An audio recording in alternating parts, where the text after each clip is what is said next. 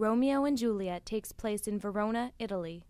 Two of the most important families in that city, the Montagues and the Capulets, have a long-standing feud with each other. At the beginning of the play, Montague and Capulet servants get into a fight with each other. Benvolio, a Montague family member, tries to break up the fight, but one of the Capulets, Tybalt, starts fighting with Benvolio. Finally, the prince comes and breaks up the fight. He tells Montague and Capulet, the head of each family, that they'll be put to death if this happens again. Afterward, Montague and Lady Montague ask Benvolio where their son Romeo was during the fight. Benvolio says Romeo's been moping around by himself, but he'll find out why. Romeo tells Benvolio that he's lovesick. He's in love with a girl named Rosaline who doesn't love him back. Benvolio promises to help Romeo forget about her. Count Paris says he wants to marry Capulet's only daughter, Juliet. Capulet wants Paris to wait a few years because Juliet's only 13, but says Paris can see if she's interested. He invites Paris to a feast that night. Capulet's servant walks around town trying to invite a list of people to Capulet's feast. The trouble is the servant can't read. He stops Benvolio and Romeo and asks them for help. Romeo sees Rosaline's name on the list, and Benvolio says they should crash the party so Romeo can compare Rosaline to other girls and get over her. Romeo agrees to go, but just so he can see Rosaline. Lady Capulet, Juliet, and Juliet's nurse discuss the fact that Paris wants to marry Juliet. Lady Capulet and the nurse sing his praises. Juliet agrees to meet him. Romeo, Benvolio, and Mercutio crash the feast wearing masks. At the party, Romeo sees Juliet and forgets all about Rosaline. He's in love.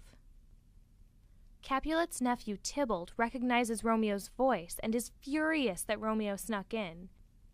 Capulet orders Tybalt to let it go because he doesn't want fighting at his feast. Romeo finds Juliet, holds her hand, and gets her to let him kiss her, all of this while the two of them talk to each other in poetry. After this encounter, each one tries to find out who the other is. They're upset to find out they're from rival families, but both of them decide they're too much in love to go back. After the party, Romeo ditches his friends and climbs over an orchard wall to see Juliet. He sees her on her balcony, talking to herself. Before she realizes Romeo is listening, Juliet says she's in love with him. Romeo steps out of hiding and says he loves her too. Romeo asks his priest, Friar Lawrence, if he'll conduct a marriage ceremony.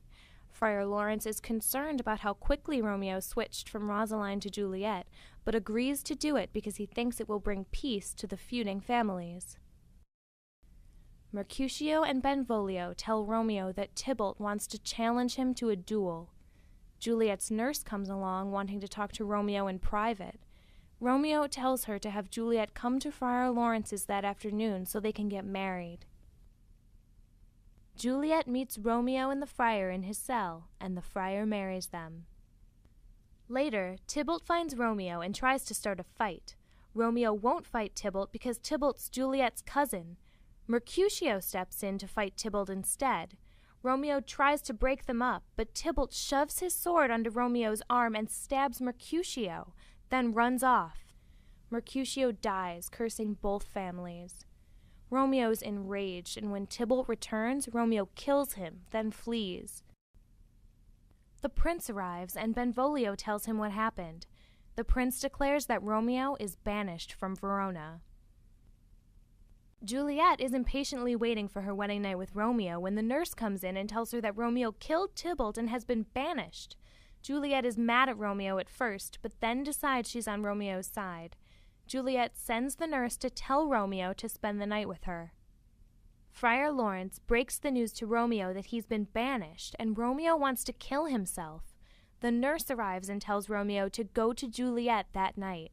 The friar tells Romeo to go to Mantua the next morning and wait for the friar to send word. Capulet decides he's going to make Juliet marry Paris in just 3 days. After spending the night together, Romeo and Juliet playfully argue about whether it's dawn until they can't deny it, and Romeo leaves. Lady Capulet tells Juliet she has to marry Paris. Juliet refuses, but Capulet himself comes in and tells her he'll disown her if she doesn't do it. Juliet goes to see Friar Lawrence and tells him that she'll kill herself if he can't show her a way out of her predicament.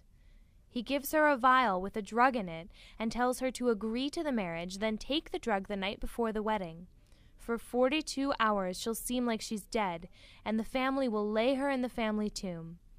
Friar Lawrence will write Romeo to tell him what's happening, and the two will be waiting when she wakes up and can take her off to Mantua.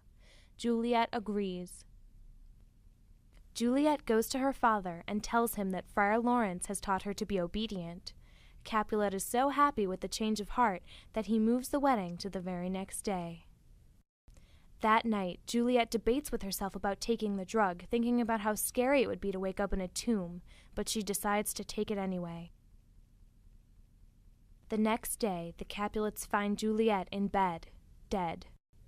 Paris and Friar Lawrence arrive for the wedding. Capulet, Lady Capulet, the nurse, and Paris all lament that death has robbed them, but Friar Lawrence tells them that Juliet is in a better place. They prepare to take Juliet to her tomb. In Mantua, Romeo wakes up expecting good news. His servant, Balthazar, arrives and tells him Juliet is dead. Romeo decides to kill himself and lie next to Juliet.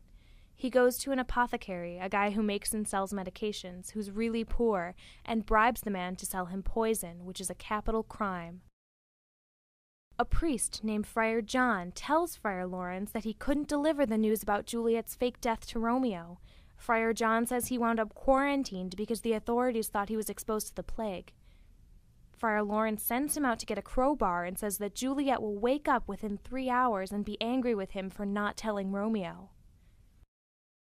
Paris comes to the tomb with his page and tells the page to go lie down under some trees and whistle if anyone approaches. He brings flowers to Juliet's grave. The page whistles because Romeo's coming, so Paris hides.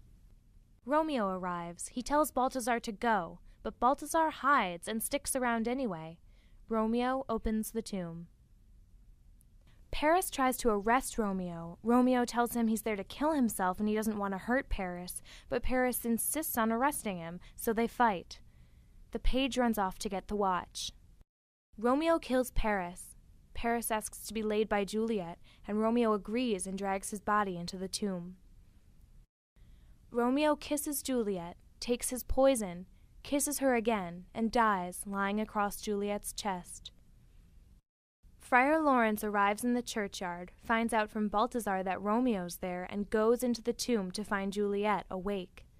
He explains that the plan didn't work, some higher power thwarted it, and that she needs to leave and he'll find a place for her as a nun. He runs away because he thinks the watch is coming. Juliet refuses to leave.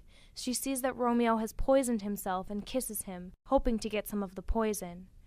Then she hears people coming, takes Romeo's dagger, and stabs herself with it. The chief watchman arrives and finds the bodies. He sends watchmen to round up anyone lurking in the vicinity and to get the prince and the Capulets and Montagues. The watchmen round up Balthazar and Friar Lawrence. Friar Lawrence explains everything that's happened. The prince says Capulet and Montague have been punished for their feud, and the prince has been punished for tolerating their feud because he's lost 2 relatives, Mercutio and Paris. Montague promises to make a golden statue of Juliet, and Capulet promises to make one of Romeo. For more information about Romeo and Juliet, check out the Romeo and Juliet SparkNote on sparknotes.com. For a translation of the entire play into modern English, go to No Fear Shakespeare at nfs.sparknotes.com.